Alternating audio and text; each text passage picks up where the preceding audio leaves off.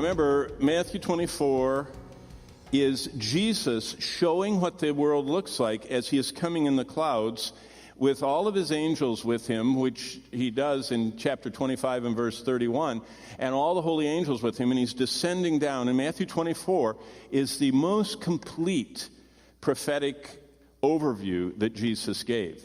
And so basically, when Jesus came, what we see by looking at the drone view are a lot of things that are going on the earth that were not going on in the first century, or the second century, or the third century, or the fourth century. And though all times the church is supposed to be ready at any moment for his coming, these trends, we can call them, weren't evident. Now, what we see in Matthew 24 is, in fact, there's two verses I want you to see. Look at verse 8 of chapter 24. It says, all these, and it's a listing of the six events, the wars and the famines and the persecution and all of those things, those six things. All of these are the beginning of sorrows in verse 8. Sorrows, literally birth pangs. If you know anything about birth pangs, the one thing about birth pangs are normally they start far apart and lighter and get heavier and closer until it's paroxysmic. It's birth pangs. And that's what the Lord says. He says you're always going to have all these things. Verse 6, wars and rumors of wars and national conflicts. Actually, verse 7 says ethne against ethne. Ethnic group fighting ethnic group. And it's interesting, the unraveling of so many nations are kind of patchwork quilts of all these different ethnic groups. And the closer we get to the end, the more the quilt unravels. And kingdom against kingdom, it's almost like there's this, balance in the world, but the kingdoms all come loose. And then the famines, we always have had famines, but they get just stronger and stronger and stronger and more deadly, and pestilences we'll talk about, and on and on. So that's what it says. But keep going down to verse 33. So this is what Jesus says. So you also, when you see all these things, now he says they're trends. He says, look for these things. And when you see them, look what it says. You know that it is near, at the door. That's very interesting. Verse 34, assuredly, I say to you, this generation, what generation? The generation that sees all these things. Interesting. Will not, or will by no means pass away till all these things take place. So basically what Jesus gives us is specific details. Now, what is the sign, the ultimate sign? Well, it tells, if you've ever wanted to know the sign, Jesus is the sign. Look at, it says in verse 30, then the sign of the Son of Man will appear in heaven, and all the tribes of the earth will mourn. The only sign everyone sees is the sign of the Son of Man. He is the sign. But the trends, you're going to see them, Jesus said, lining up. And when you see them lining up, when what I'm describing is finally possible, the generation that sees that will by no means miss it. It's near, it's at the door. And that generation, verse 34, will by no means pass away till all these things take place. So the list of the biblical trends of Christ's return are not actually full-blown till the tribulation time. But you'll see them. You'll see them coalescing. And each of these signs are trends. And the trends are speeding up at the last seconds of the countdown clock of Christ's return. Each day, the prophetic picture that Jesus painted gets clearer. Each of these signs were captured by the apostles and prophets between 2,000 and 3,500 years ago, and now they are happening in our lifetime. In fact, you can say that every single one of these is in some form on the horizon. Well, I want to just give you a handful of the precise, clear, specific trends that Christ gave and just remind you of what they are. And the first one is, Jesus said in Matthew 24, that when you see these things, When you start seeing them, then you'll know it's near, and that generation will see it. So what signs do we see? Number one, Daniel tells us that the end is marked. And go to Daniel chapter 12. Daniel says some very sobering words. Jesus cites him in Matthew 24. That's why we're using him. He says, as Daniel the prophet said, and so what did Daniel the prophet say? Verse 1, at that time Michael, this is the last chapter of Daniel, chapter 12, verse 1. At that time, and what time is it? It's when the Antichrist is coming into the glorious land. That's chapter 11, verse 41 of Daniel. The glorious land is God's way of talking about the Holy Land, about Israel, the land, the apple of his eye, he calls the people of that land. But at that time, when, Israel is in the crosshairs of the Antichrist, Michael shall stand up, the great prince who stands watch over the sons of your people. Daniel was a Jew. Michael stands watch over the people. And Michael is still standing watch over them at the end. See, look what it says here. And there shall be a time of trouble such as never was since there was a nation, even to that time. And at that time your people will be delivered, everyone who's found written in the book. This is an end times event. And there's still a nation of Israel. And there's still a Michael standing guard over them at the direct command of God. And so for those that think Israel is finished, God isn't aware of it, nor is his word. Only their traditions are, because they can't figure it out, because many people are still marked by the anti-Semitism of the reformers, and they were. Martin Luther was terribly anti-Semitic, sadly, but all of us have problems. And if God should mark iniquity, none of us would stand, and their problems were far fewer than ours. But it is a sad one that's perpetuated through the denominations. But keep reading to what Daniel says in verse 4. He goes through the resurrection and the verse 3, the rewards. Those who are wise will shine like the brightness, and those who turn many to righteousness. But now look at the trend, verse 4. But you, Daniel, shut up the words and seal the book until the time of the end. Okay, now what is it? How do we know it's the time of the end? Two things. Many shall run to and fro. This is global travel. Look at this. Did you know that 3.8 billion people will fly on an airplane this year? Did you know 1 billion of them will be in America? Doesn't mean there are only 300 and some million Americans. Some of us fly way more than others. But there are 3.8 billion human beings that are running to and fro. Do you understand? This is unbelievable. The same way of travel that was in the Bible times persisted all. Did you know we had no advances in travel from biblical times all the way through the time of Ben Franklin in the American Revolution? Did you know when he solicited the help of France, he went on a sailboat across the ocean? A sailboat. That's how Jesus went around the Sea of Galilee. That's how the Phoenicians took Jonah. Stuff hasn't changed since Bible times. But immediately after that, after the turn of the 1800s, we had the invention of the steam engine and the steamboat and the steam locomotive. And that went right from that into the internal combustion. And then we had all of that, the automotive. And then the Wright brothers took that internal combustion. They made the airplane. And then Goddard made and we all know all that, the rocket. And now we're just traveling. But it isn't just that. Look at the next, the other half. It's actually 4b. It says the global explosion of knowledge. Knowledge would increase, it says. It says, and knowledge shall increase. What's interesting is it's just happening around us. We're not thinking anything about it. We have gone from kilobytes to megabytes to gigabytes to terabytes to petabytes to exabytes. You probably don't even know about those, and zettabytes, and soon we'll be at yottabytes. And they just have to have new names for all these things. And what they're talking about is what they're doing.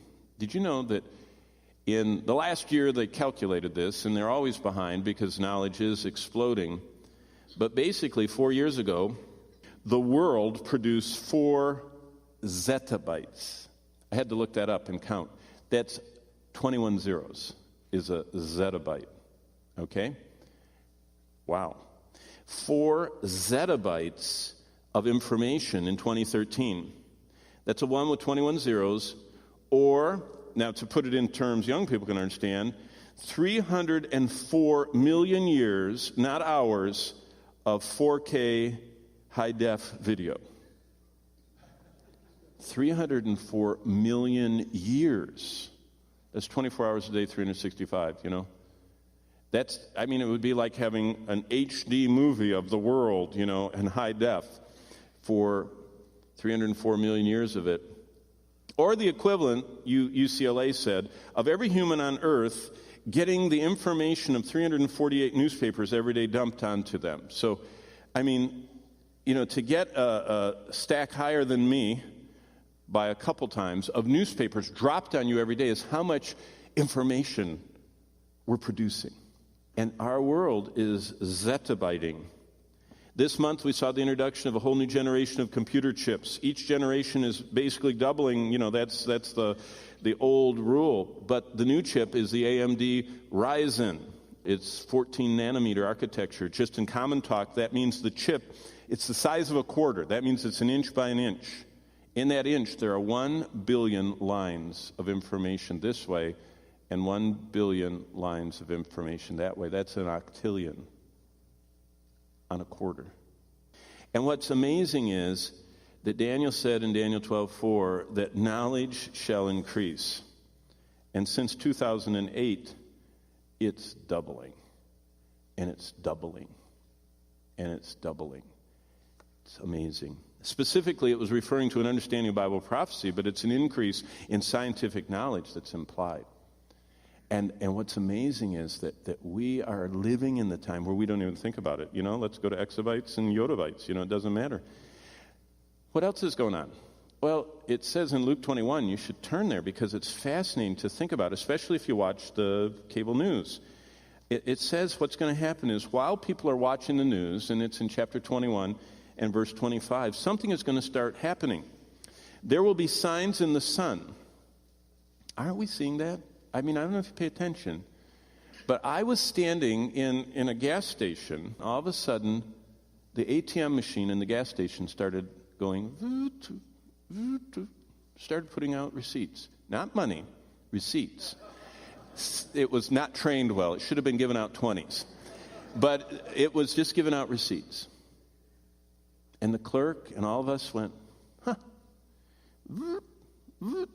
Found out later that a solar plasma jet had come across and had done something to one of the satellites that feeds the dish on the roof of the gas station, and it confused the ATM machine.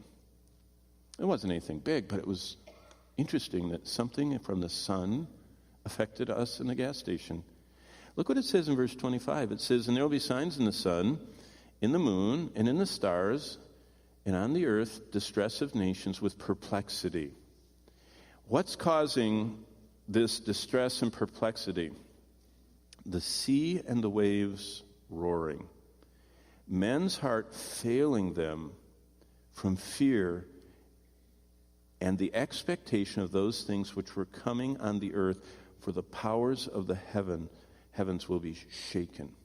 So it's solar and atmospheric and even oceanic wildness that's going to affect people.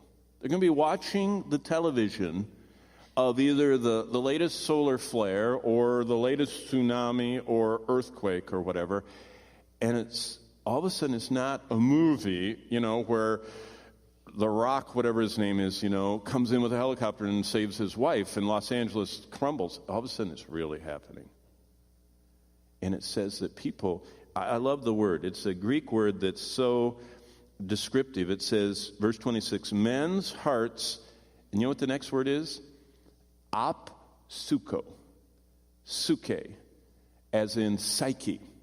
It speaks of the non-material part of us, and apo means from. And what it means is their spirits leave them. They die of fright.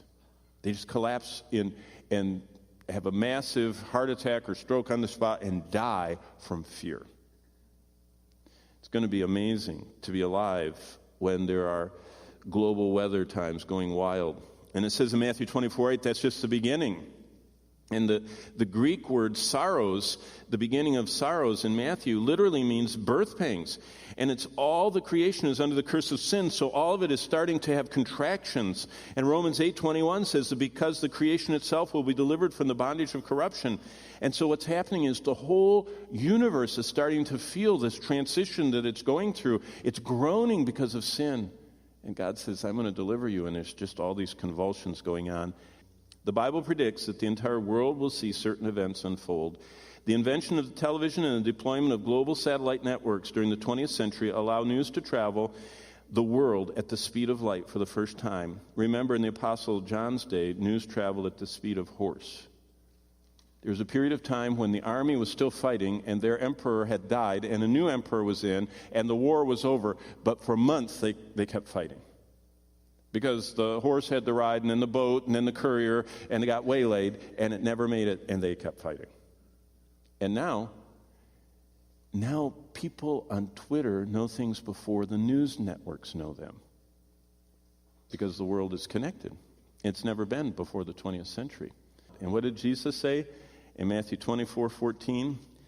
He said that this gospel of the kingdom will be preached in all the world as a witness to the nations, and then the end will come. This gospel must first be preached to all the nation. Today, portions of the entire Bible have been translated into 2,300 languages and dialects covering 90% of all the world's population. Never before. The sign of global evangelism. And then pestilence. I mean, we could go on and on about this. We've heard and thought about it. Despite an increase in scientific knowledge, deadly disease, which the Bible calls pestilence, will be prevalent. Verse 7 of Matthew 24 says, nation will rise against nation, kingdom against kingdom. And what we have is famines and pestilences.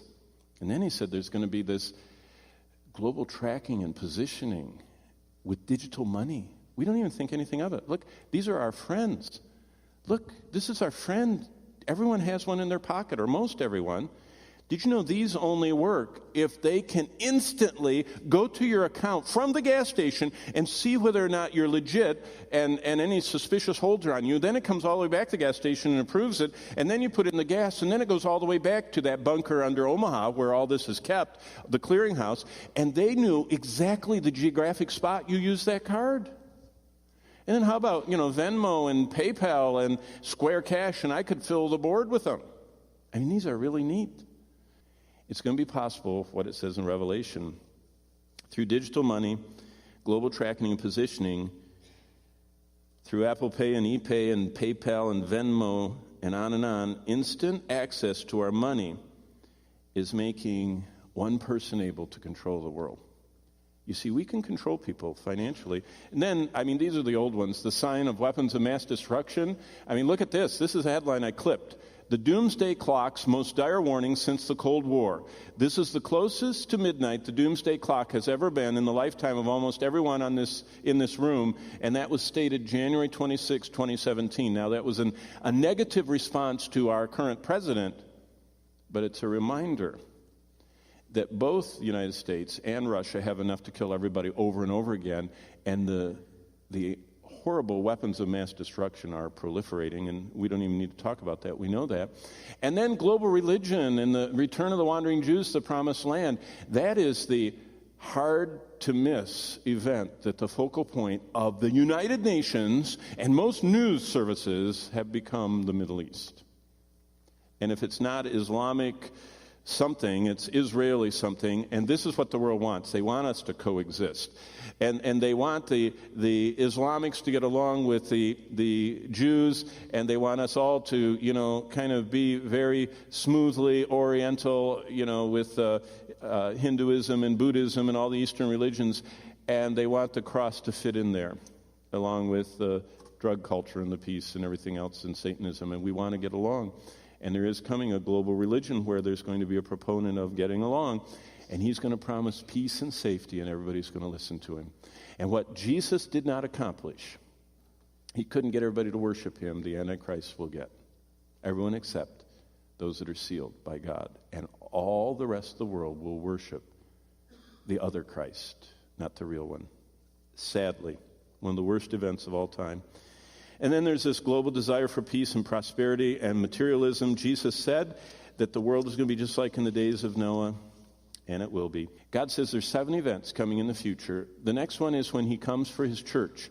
And the only thing Jesus told us is to be ready. And Paul repeated it. He said, live every day ready, as if it was your last. How long is it since we've thought about that? That's what we're thinking about all day long. We're supposed to be saying, even so, come quickly, Lord Jesus. Let me not be ashamed before you at your coming, the Apostle John said. And then comes the judgment seat of Christ. Be holy. Christ will test our lives.